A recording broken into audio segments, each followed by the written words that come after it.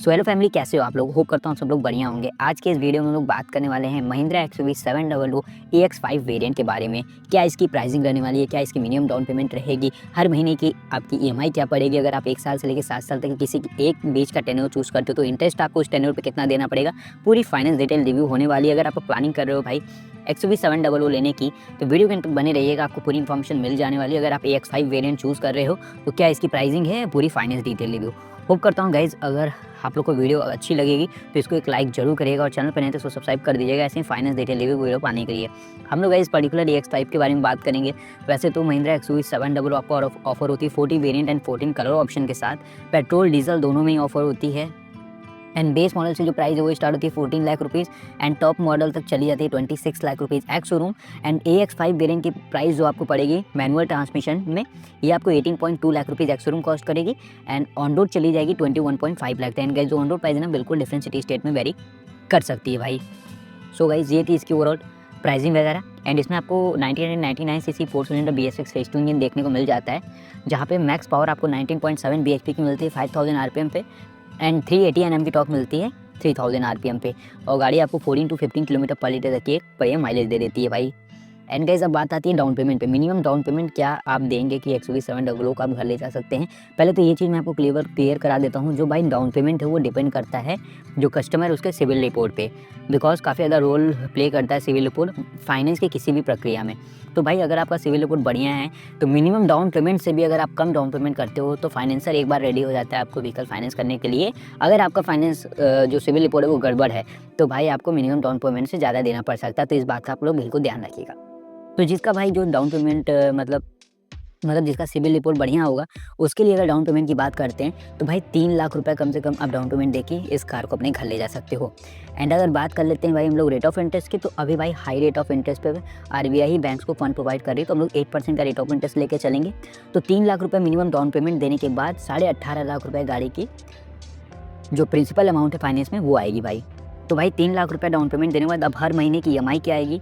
तो पहले हम लोग 1 साल का बात करेंगे, 1 साल टेन्योर का, ऐसे ही करते करते 2 साल 3 साल 7 साल तक की बात करेंगे। मैक्सिमम सभी बैंक्स जो हैं भाई जो मैक्सिमम टेन्योर ऑफर करती हैं 7 ईयर तक का लोन टेन्योर ऑफर करती हैं, ठीक है। तो हर 1 साल में क्या EMI आएगी, कितना आप इंटरेस्ट पे करोगे ये बात करेंगे। और दूसरी चीज़ कि भाई मैं आपको जो EMI है उसको बताने से पहले 2-3 चीज़ क्लियर करा दूँ। भाई आपको मैक्स टू मैक्स हमेशा 4 to 5 ईयर का टेन्योर चूज़ करना है। आपको ज़्यादा मतलब मैक्सिमम टेन्योर चूज़ नहीं करना है, क्योंकि उसमें आप बहुत ज़्यादा इंटरेस्ट अपना दे देते हो। स्टार्टिंग में तो समझ नहीं आता, लेकिन जैसे जैसे आप EMI पे करते जाते हो और फिर आप बैलेंस देखते जाओगे तो आपको समझ में आएगा कितना आप इंटरेस्ट पे कर दोगे।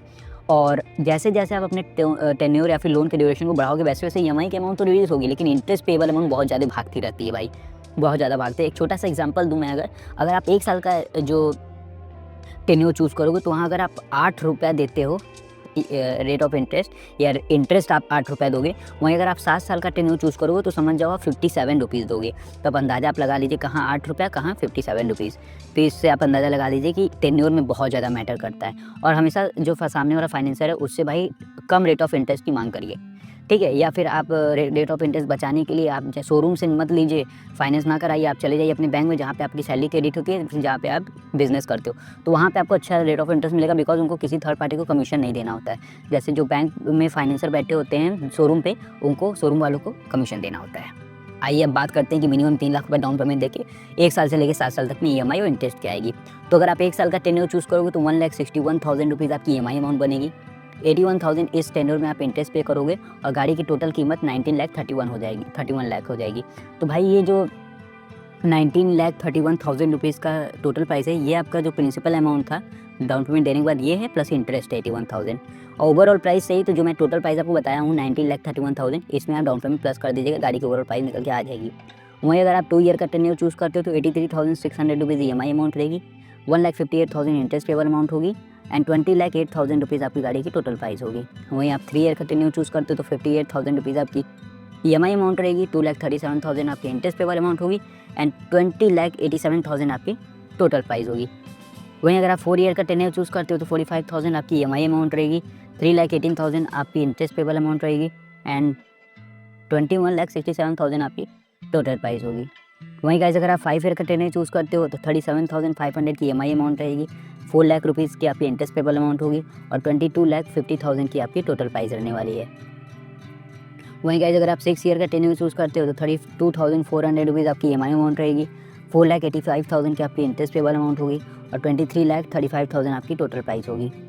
एंड लास्ट टेन्योर जो कि 7 साल का रहता है, जो कि मैक्सिमम सभी बैंक्स प्रोवाइड करती हैं 7 साल की। तो भाई 29,000 लास्ट आपका EMI रहने वाला है 7 साल के लिए, 29,000 रुपये।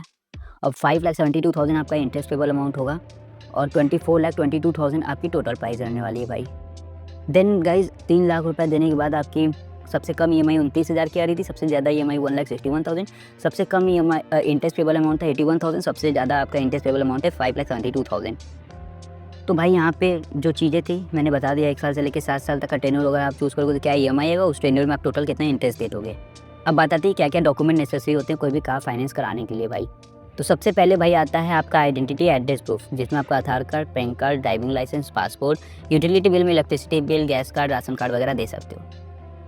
फिर आ जाता है आपका सोर्स ऑफ इनकम, आप एम्प्लॉय हो कि एम्प्लॉयर हो। एम्प्लॉय हो तो सैलरी स्लिप फॉर्म 16 से काम हो जाएगा, अगर एम्प्लॉय मतलब बिजनेस करते हो तो ITR फाइल करते होगे आप। देन उसके बाद बैंक स्टेटमेंट दोनों ही कैंडिडेट के लिए मैंडेटरी होती हैं 3 to 6 मंथ का, जिसको आप नॉर्मली अपने भाई बैंक से रिक्वेस्ट करके ले सकते हो स्टेटमेंट, नहीं तो इंटरनेट बैंकिंग यूज़ करते हो तो वहाँ से भाई आप यूज़ कर सकते हो, डाउनलोड कर सकते हो। देन उसके बाद आ जाता है भाई आपका मैंडेट कराने के लिए डेबिट कार्ड है, आजकल UPI ID से भी मैंडेट हो जाता है, जो ऑटो डेबिट का फीचर होता है। फिर उसके बाद भाई पासपोर्ट साइज़ फ़ोटोज़, चेक्स वगैरह के भी ऑप्शनल कुछ मतलब कुछ ही जितनी बताई चीज़ें ये भाई कॉमन है, ये मैंडेटरी होती हैं। बाकी हर बैंक की अपनी अलग टर्म्स एंड कंडीशन होती है, कुछ लीगली साइन भी वो कराते हैं।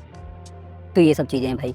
सो ये डॉक्यूमेंट थे भाई। और महिंद्रा XUV 700 AX5 वेरिएंट लेने के लिए क्या मिनिमम डाउन पेमेंट पड़ती, क्या EMI पड़ती, सब मैंने बता दिया। बाकी गाइस होप करता हूँ सभी लोग को वीडियो अच्छी लगी, इन्फॉर्मेटिव लगी। वीडियो अच्छी लगी उसको लाइक करेगा, चैनल पे नहीं इसको सब्सक्राइब करेगा। मिलता होगा नेक्स्ट वीडियो के साथ। Till and take care, bye bye.